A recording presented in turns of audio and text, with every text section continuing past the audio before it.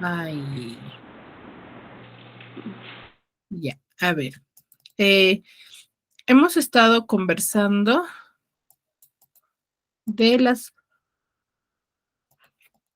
primeras corrientes literarias dentro de la literatura universal, ¿sí?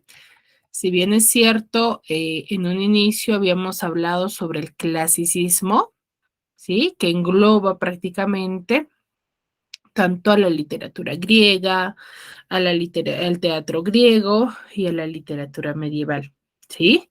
Recordemos que el clasicismo va a surgir como un movimiento de inspiración realista, ¿ya? Va a ser racional, intelectual y humanista, ¿ya?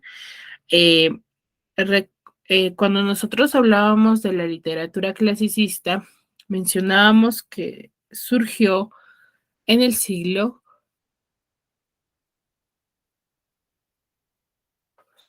XIII antes de Cristo, ¿sí? Y la mayoría de sus escritos, o como nosotros sabemos que es un libro pertenece a la época clásica, es porque la mayoría de ellos va a buscar la belleza y la perfección formal, ya va a haber una cierta armonía y equilibrio dentro de sus escritos, de los temas que ellos van a desarrollar, ¿no? Había dos continentes, dentro de ello habíamos hablado de dos continentes, el continente oriental y el continente occidental, ¿sí? En el continente oriental, ¿por qué se separan en ambos continentes? Porque todo acto artístico, se podría decir así, se va a estar en diferentes lugares. Pero, ¿qué es lo que se va a estudiar con el pasar de los tiempos? Es donde ha cogido mucho más importancia, ¿no? Donde se ha desarrollado con mucho más importancia, que se haya tomado en cuenta o que algún autor haya hecho que la gente conozca, ¿no? Entonces, en el continente oriental hablamos de China, de India y de Hebrea, ¿no? Que son los lugares o países que también se habló sobre la literatura clásica,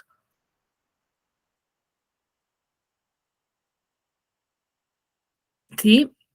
Ahí también había autores, pero que no tuvo mucha importancia, se podría decir, o que no tuvo un mayor, no se fomentó demasiado, ¿no? Mientras que en el continente occidental sí había mucho más, se, se manifestó en varios géneros también, ¿sí? Que era en Grecia y en Roma, ¿no? Recordemos que Grecia y Roma son países sumamente importantes dentro de la literatura del clasicista y la mayoría de obras que tenemos es respecto a las ideologías, a las costumbres, tanto de Grecia como de Roma. Sí, por ejemplo, en Grecia hablábamos en un género de epopeya, con Homero, lírica, con Píndaro, teatro también había, fábula y oratoria. Prácticamente se manifestaban en todos los géneros, ¿cierto? Pero no necesariamente porque ellos hayan arraigado con los géneros, sino por cómo ellos planteaban sus temas. Recordemos que en la literatura clásica, los escritores o los autores manifestaban las hazañas de los héroes. ¿Qué quiere decir eso? Las guerras que ellos tenían, ¿no? Que era lo del día a día. Para ellos que alguien se enfrentara era ya algo normal, ¿no? No era algo que se sorprendiera. Entonces ellos, los escritores, plasmaban ese tipo de historias en sus obras, ¿sí? Y en Roma, por ejemplo, se dio el género lírico, el teatro, la oratoria, ¿sí? Y la historia. Ahora, dentro de ello, claro está que habíamos estado hablando el continente oriental y occidental dentro del clasicismo, ¿no? Y surge ahí lo que es la literatura griega, ¿no? Con el continente occidental, ¿sí? La literatura griega. Y es lo que les decía, ¿no? Ahí vamos a tener al máximo representante, que es a Homero, quien va quien va a manifestar los temas de la época, ¿sí?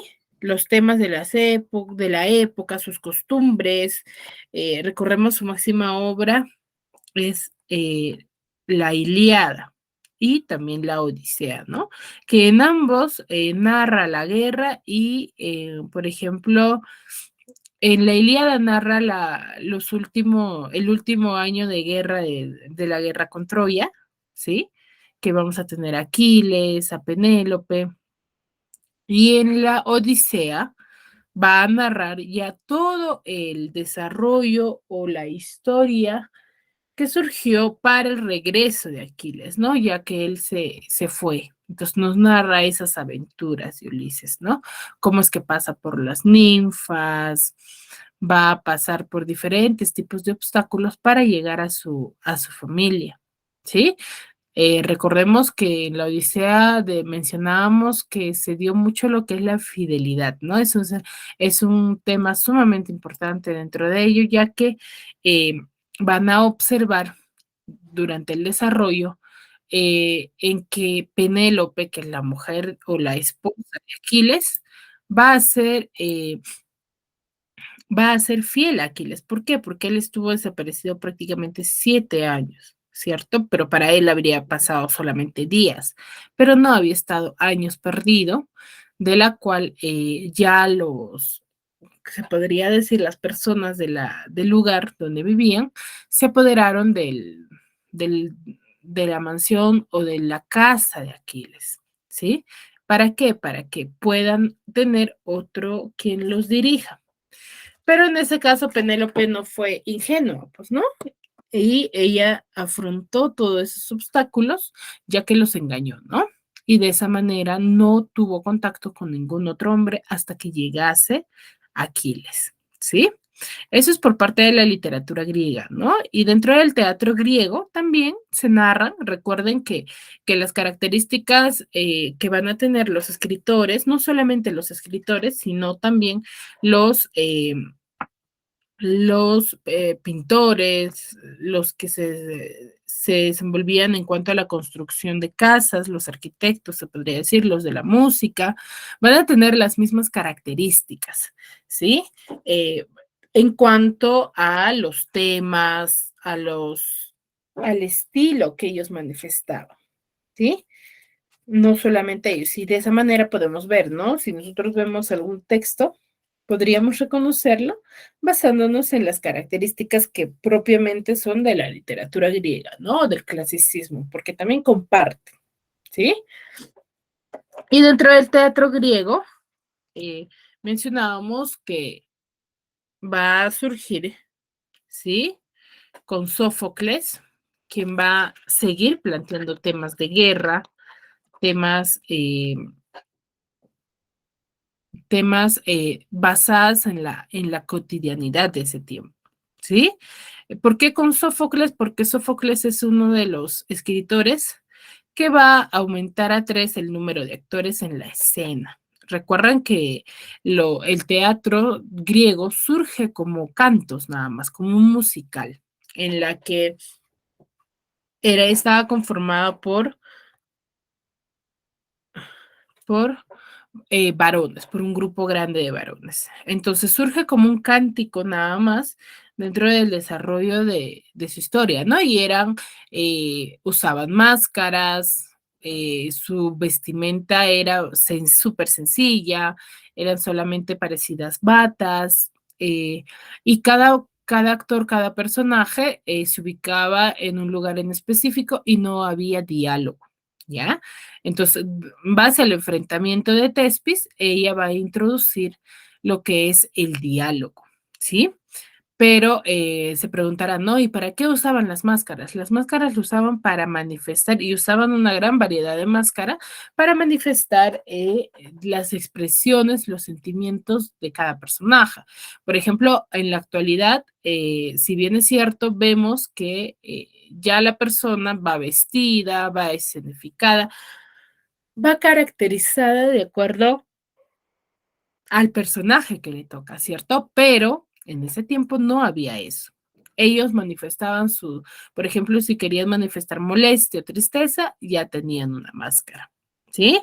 Y con el tiempo se va a ir mejorando ello, ¿no? Ya se va a, por ejemplo, es Sófocles quien va a profundizar en la psicología de los personajes, va a decorar el ambiente del escenario porque no se decoraba, ¿sí? De acuerdo al tema que van a tratar, ¿sí?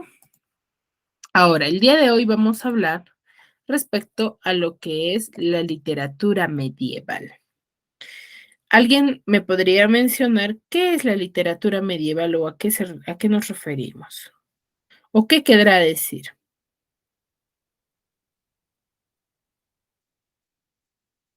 ¿Mm? ¿Qué querrá decir, chicos? A ver, cuando nosotros nos vamos a basar en cuanto a la literatura medieval, como su mismo nombre dice, es de la Edad Media, ¿ya? Son trabajos que se van a presentar en la Edad Media, desde la caída del Imperio Romano de Occidente hasta inicios del Renacimiento. Hasta ahí se desarrolla lo que es la literatura medieval, ¿sí? La mayoría de textos, recordemos que dentro de la literatura del clasicismo, planteaban los escritores temas de guerras, ¿cierto? Temas de guerras, las hazañas, las aventuras que tenían los que presenciaban o eran parte de una guerra. Entonces, dentro de la literatura medieval, los escritos van a ser escritos religiosos y van a ser trabajos seglares, también escritos seglares se le conoce. ¿Alguno de ustedes me podría mencionar quizás si conoce el término seglar o a qué nos referiremos?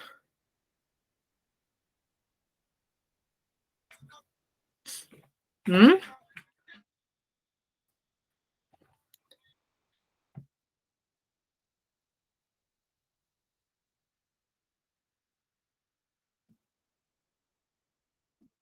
¿Nadie? Hablen, chicos. ¿O se durmieron?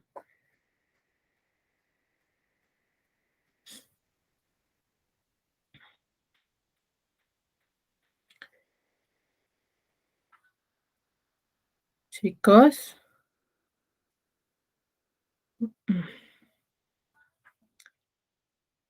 Muy bien. A ver, cuando nosotros vamos a hablar de trabajos religiosos, claro está, y creo que lo entendemos, que es respecto a trabajos basados en la religión, en un dios, ¿cierto? Y la mayoría dentro de la literatura medieval, la mayoría era eso.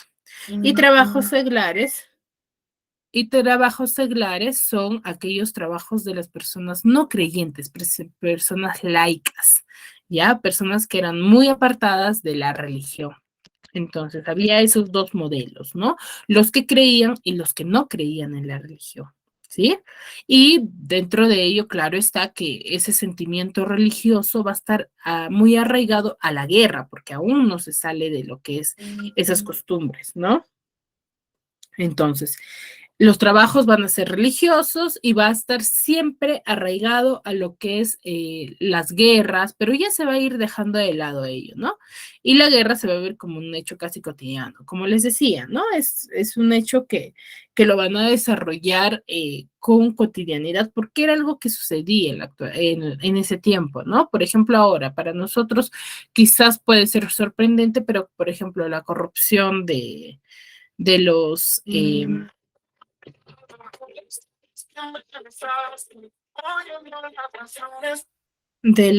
de los políticos, podemos decir que es. Estoy en clase. Eh, ujú, ujú, ujú, yeah, yeah. Yeah. A ver, disculpen, chicos. A ver, sí, lo que les decía, ¿no? Entonces, dentro de la literatura medieval va a estar mucho eso. Entonces, tengan en cuenta ello. Dentro de la literatura griega se plasmaban guerras, ya guerras, enfrentamientos. Dentro de la literatura medieval va a seguir habiendo ese tema, pero ya va a ser con un sentimiento religioso. ya, pero también va a haber dos grupos, no solamente el sentimiento religioso, sino también los trabajos seglares, que son de personas laicas, se decía, ¿no? De las personas no creyentes, ¿sí? Y vamos a tener tres periodos, ¿no? Como por ejemplo en la época clásica, la literatura griega teníamos tres épocas también, ¿no? El periodo jónico, que es la alta, el periodo de apogeo y el periodo de decadencia. Igual sucede con la literatura medieval, vamos a tener una baja edad media, en donde no va a haber muchos representantes ni mucha manifestación, la alta edad media y la plena edad media. En la alta edad media vamos a ver que las obras se van a llegar a escribir en latín. Y en la plena Edad Media ya va a surgir la poesía como un género también, pero de un amor cortés, ¿sí? ¿Y qué características, ustedes se preguntarán, ¿no? ¿Qué características tendrán los escritos, de esa época y cómo yo los reconocería, ¿no? Entonces, como todo trabajo dentro de la literatura, van a estar, por ejemplo, una característica es de carácter anónimo, y eso lo conocemos a la perfección. ¿Por qué eran de carácter anónimo? Porque la mayoría de los manifestantes eran a través de rapsodas. Entonces, ¿qué? Eso se manifestó en la primera clase, ¿no? Los rapsodas eran personas que iban de pueblo en pueblo contando las hazañas de los héroes, ¿cierto? Entonces, pero eran personas que habían escuchado, sí, dichos mitos, dichas leyendas, pero no se sabía con exactitud quién lo había creado ni quién lo había manifestado primero, ¿cierto? Entonces, era de carácter anónimo por eso, ¿no? No se sabía a la perfección quién era en sí el autor o el que lo había creado.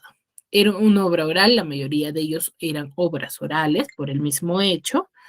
La literatura tenía un carácter culto, ¿no? Sus escritos eran escritos en versos. Si ustedes van o tienen quizás a la mano, hay muchas publicaciones, sí, ya con el tiempo ha ido mejorando, pero una de las primeras manifestaciones o escritos dentro de la literatura van a ser en verso, no van a tener una forma lineal. Y también la terminología van a estar escritos en latín y va a ser un poquito complicado comprenderlas, ¿ya? Ahora, también es didáctica y moralizante, se basaba mucho en la moral, por el mismo hecho de que ya van a llegar a ser o van a estar arraigados en lo que es ya la religión, pues, ¿no? Ya los autores van a tener cierta caracterización en cuanto a ello. Va a tener imitaciones con la literatura griega, y como les decía, ¿no? Sus escritos van a ser religiosos y van a ser laicos también, ¿ya? Aquellos ¿por qué decimos estos dos? Porque va a haber escritores que van a manifestar sus temas, por ejemplo, los que escriben religiosamente, van a arraigar mucho ello. Para ello lo fundamental es una buena fe. Mientras que los escritos se van a poner a ello, ¿no? Que no van a creer en un Dios, en un todopoderoso, o que hay vida después de la muerte, no lo van a hacer, ¿sí? Pero la religión sí va a tener mayor importancia, ¿no? Dentro de sus representantes y obras más importantes dentro de la literatura medieval, tenemos a uno de dos, ¿no? A Juan Manuel, quien va a escribir en prosa medieval de ficción con su obra El Conde de Lucanor, Fernando de Rojas, con su obra, es un dramaturgo en español, con su obra La Celestina, y sus obras, por ejemplo, la mayoría de ellos tenemos en Francia, en Alemania, en Inglaterra y en Italia, que es lo que es en el país donde se desarrolló con mucha más importancia, más que todo por el representante, ¿no? Y en España, ¿sí? En Francia tenemos la canción de Rolando, que es anónimo. La mayoría de las obras son anónimas, ¿no? Porque por el mismo hecho de que se manifestaban oralmente. En Alemania, la canción de los Nibelungos, también anónimo. En Inglaterra tenemos a Cuentos de Canterbury con Geoffrey Chaucer. Y en Italia, que es lo que se va a hablar el día de hoy, tenemos a Dante Alighieri, a Boccaccio y Petrarca.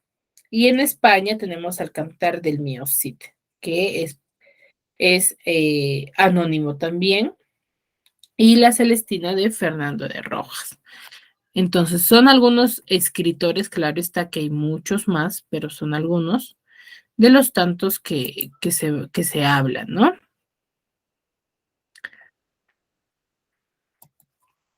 ¿Sí? Ahora, cuando nosotros hablamos de la literatura italiana, es uno de los movimientos que va a ser el último, ¿no? El último de los países que va a sobresalir. Pero el ser el último no hizo que sea de menor importancia. Fue lo más importante dentro de la literatura medieval, ¿sí? ¿Dónde surge? Surge en Florencia, ¿ya? Surge en Florencia, que es la cuna de la literatura italiana, y va a surgir como el terceto y el cuatrocento, ¿ya? Dentro de la literatura italiana va a surgir también un grupo llamado Dolce Stil Nuevo, ¿cierto? ¿Qué era este grupo? Un grupo de literatos, se podría decir, ¿ya? Que van a empezar a desarrollar una literatura, pero ya con sus propias características, ¿sí? Entonces, en este grupo van a ir surgiendo ellos, ¿no? Y sus mayores, las características de sus obras va a estar mezclada con la filosofía escolástica, la religión, la moral, los conocimientos filosóficos, o sea, van a tratar de incluir temas de todo tipo, ¿no? Pero basado mucho en la razón. Y dentro de ello va a ser la musa o la inspiración de la literatura de ese tiempo, va a estar inspirada en la mujer. Para los escritores de esa época, la mujer va a ser la musa inspiradora o en base a ella van a escribir como la salvación, ¿no? Y eso lo vamos a poder ver en la literatura italiana, mejor dicho, en la obra de Dante Alighieri, que para él la mujer es su salvación, aquella que va, con la que va a obtener un, la paz, ¿no? Su paz la paz del alma, ¿sí? Entonces, eso, y acá tenemos, ¿no? Algunas características. Surge en Florencia, que es la cuna de la literatura italiana, surge el grupo llamado Dolce Estilo Nuevo. Recuerden que surge este grupo para que ellos empiecen escritores que van a empezar a manifestar sus propias características, ¿sí? Va a mezclar la filosofía, la escolástica, la religión, la moral y dichos conocimientos filosóficos que ya tenían, ¿no? Y su inspiración siempre va a ser la mujer, ¿ya? A ver, hasta aquí, ¿alguna pregunta?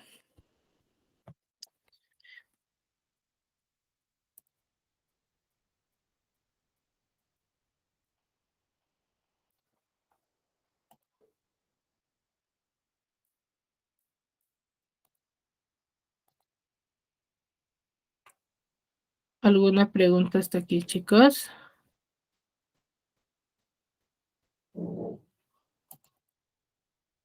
15 años se dedicó Dante Alighieri a escribir una obra a la cual Chicos, ¿hasta aquí alguna consulta?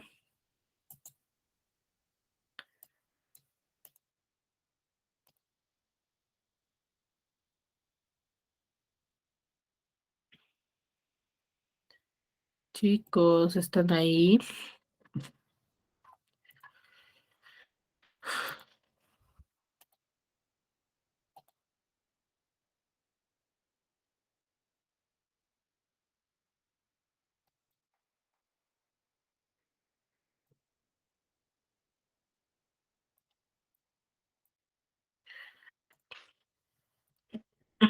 Ya, me imagino que ninguna, ¿no?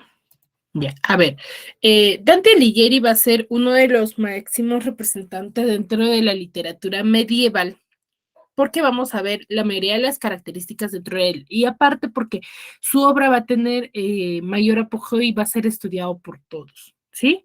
Como sabemos, la literatura italiana surge en Florencia, es la cuna de la literatura italiana, entonces Dante nace en Florencia en 1265, que él, muy a temprana edad, va a quedar encomendado a Brunetto Latini, quien le va a guiar en la política y la elocuencia, ¿sí?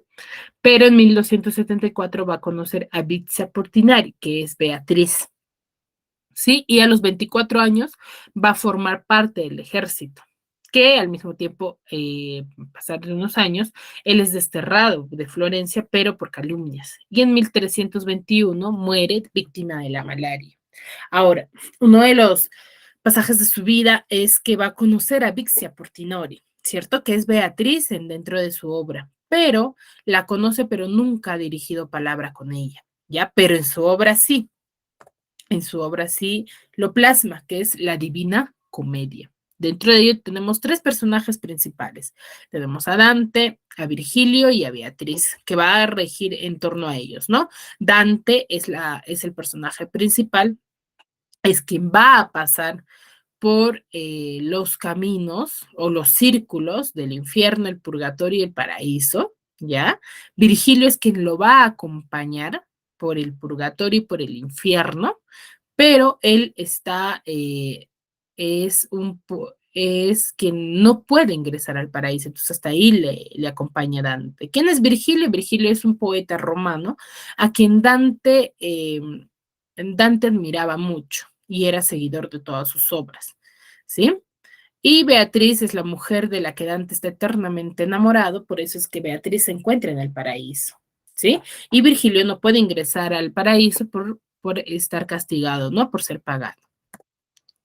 Dentro de los personajes secundarios vamos a tener algunos, de los más importantes son Cerbero, que es un perro de tres cabezas, quien representa la codicia, la lujuria y la ira, y Minos, que con las vueltas de su cola va a ser quien consignaba el castigo del círculo, y Siaco castigo en el tercer círculo por su gula, ¿no?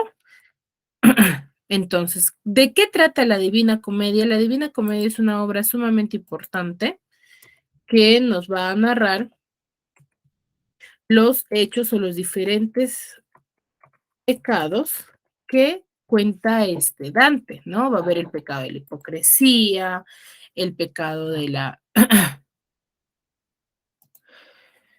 gula es el pecado de comer demasiado, de los paganos, de los mentirosos. Entonces, él nos muestra cómo es que cada uno de esos pecados va a hacer que el personaje trate de salvarle su alma, ¿no?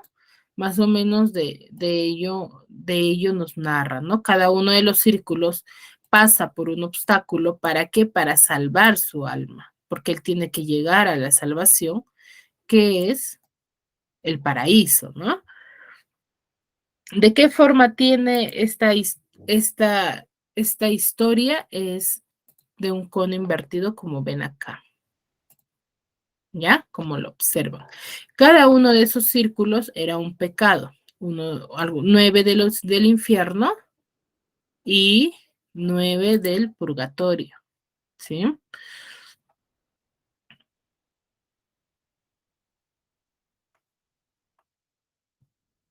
El cual él empieza, ¿no? Con el infierno, pasa por los 9 círculos y llega al purgatorio y al final el paraíso, que no solamente llega al paraíso y ya, también tiene 10 cielos ahí, ¿ya? Ahora, en el infierno va Dante, la historia empieza con en la que Dante se pierde en una selva oscura y se va a ver amenazado por 3 fieras, que van a aparecer la loba, el león y la pantera, ¿ya? En, Cuando él se encuentra en medio de este peligro, va a acudir a Virgilio, ¿ya? Virgilio, quien va a ser enviado. ¿Quién es Virgilio? Virgilio es enviado por Beatriz. ¿Para qué? Para salvar a Dante, ¿sí? Pero entonces Virgilio lo va a dirigir hacia Beatriz, pero para pasar por todos estos círculos, ¿no? Y va a recorrer dentro del infierno 9 círculos infernales penitentes, ¿ya? Como una penitencia. En el círculo 1 del infierno va a encontrar a los no bautizados, ¿ya?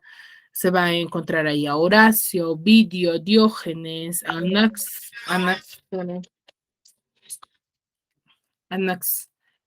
Tales, a todos los personajes que están no bautizados, ¿sí?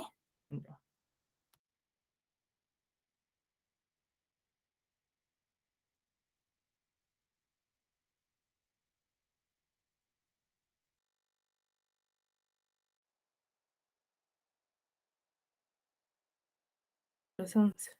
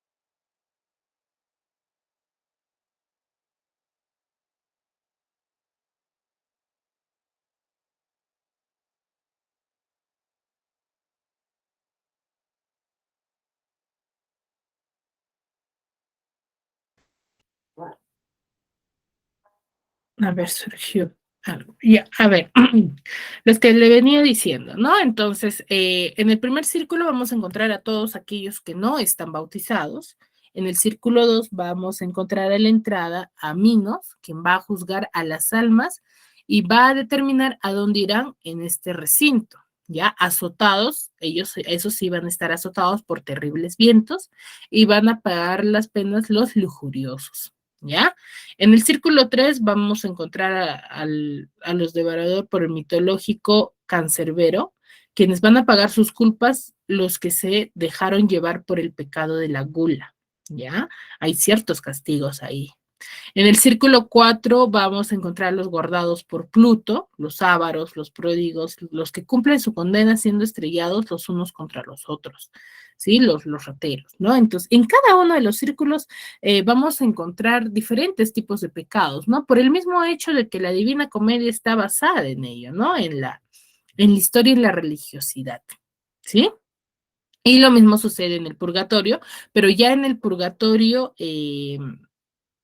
va a ser dirigida a través de una barca, ¿ya? Que va a estar movida por la fuerza de la inteligencia de Dante y Virgilio, en el cual van a llegar a una playa donde el guardián Catón de Ítaca les va a advertir del paso hacia adelante purgatorio, ¿no? Les va a decir que están en esa dirección.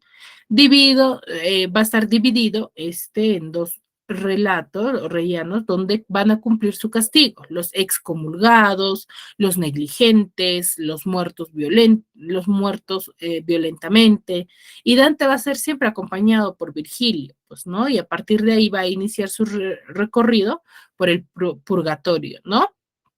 El cual va a estar dividido en 7 cornisas, ¿no?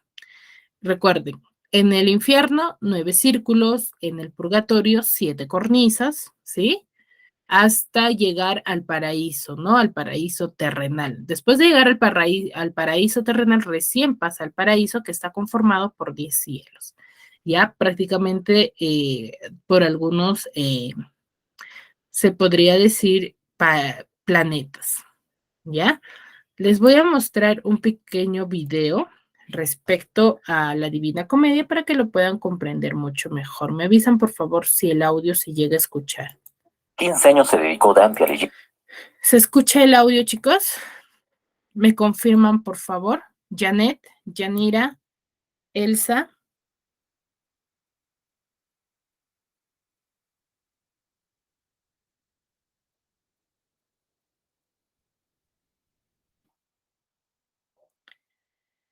Elsa y Yanira, ¿pueden responder por el chat nada más, por favor, si se escucha el audio?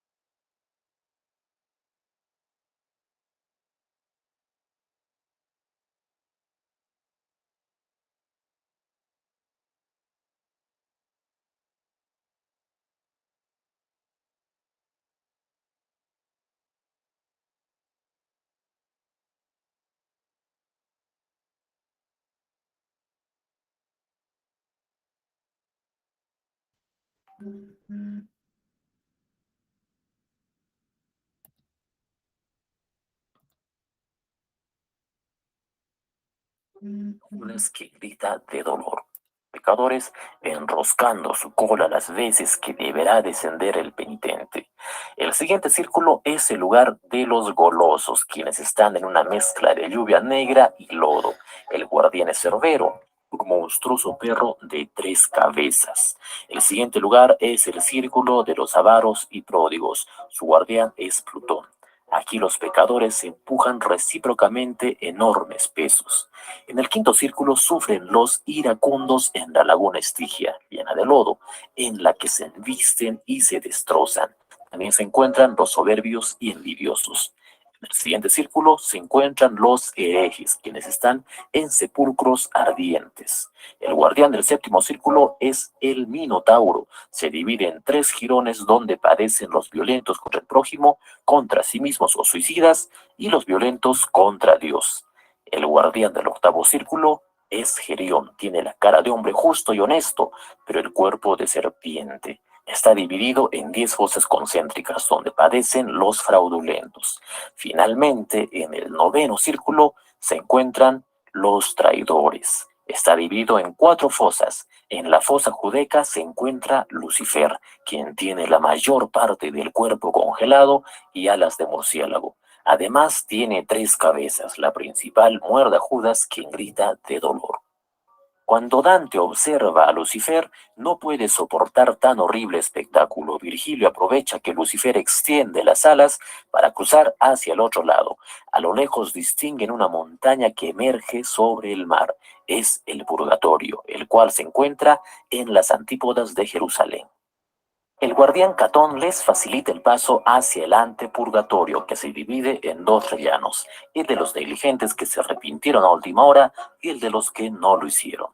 El purgatorio propiamente dicho está dividido en 7 círculos o cornisas rocosas. Por ellas suben las almas y en cada círculo se purifican de un pecado. Los pecados más graves se expían en los círculos más bajos, empezando con la soberbia. Se continúa en línea ascendente con la envidia, cuyos penitentes tienen los ojos cosidos con alambres. Le siguen la ira, la pereza, la avaricia, la gula, cuyos pecadores están extenuados de hambre y sed. Ya casi llegando al final aparece el séptimo círculo, que es el de la lujuria.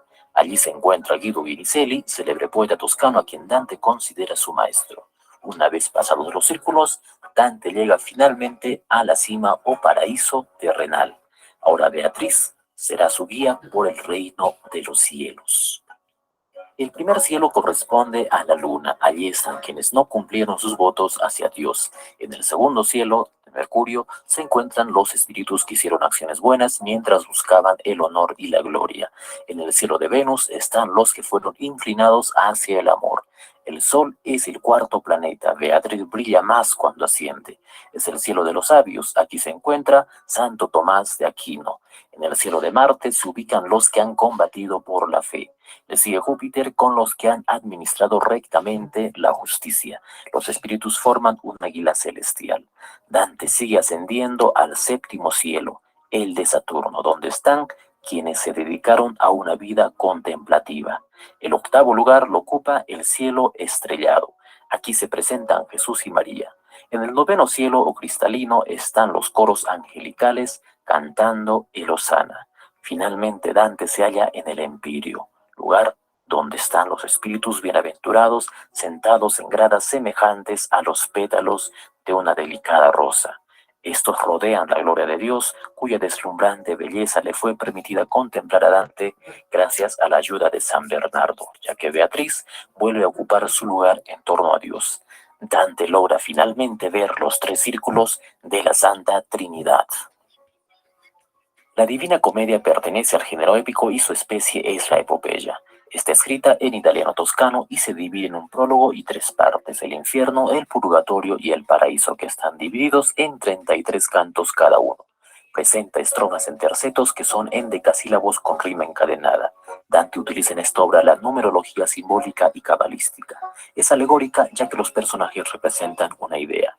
En esta obra la Tierra es el centro del universo. Como en la literatura medieval, este texto presenta un mundo cristiano, pero también hace crítica a los representantes de la Iglesia. Dante Alighieri nace en Florencia en 1265. A los 9 años se enamoró de una niña llamada Beatriz, quien sería la inspiración de sus rimas y la Divina Comedia. A los 21 años, Beatriz se casa con Simone de Bardi, pero fallece 4 años después. Es entonces cuando nace el germen de la Divina Comedia, pues Dante personifica a Beatriz como una pureza. Cultivó también el Dolce Stil Novo, que era un movimiento poético. Además, perteneció a los güelfos, quienes luchaban contra los gibelinos. Por situaciones políticas, es desterrado de Florencia y fallece en Rávena en 1321. Estas son sus obras. Gracias por ver este video. Puedes suscribirte a este. Muy bien. Muy bien, chicos. Entonces, La Divina Comedia es una obra sumamente importante, como ustedes se han podido percatar, en el que se van a arraigar muchos temas religiosos, pero también va a ir en contra de ellos, ¿no? Va a ser una crítica a ellos, ¿sí? La Divina, en un primer inicio surgió con otro nombre, es Boccaccio quien le coloca La Divina Comedia, ¿sí? Y Dante al finalizar esta historia, prácticamente es un sueño que él tiene, ¿no? Y al finalizar, él, después de pasar por todo ello, sale y cuenta lo que él había vivido, supuestamente, ¿no? Lo que él había visto y va contando todo ello, ¿no? Entonces, hasta aquí. ¿Alguna consulta, chicos?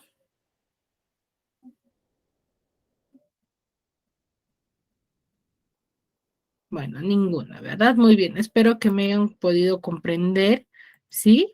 Si tienen alguna duda, alguna consulta.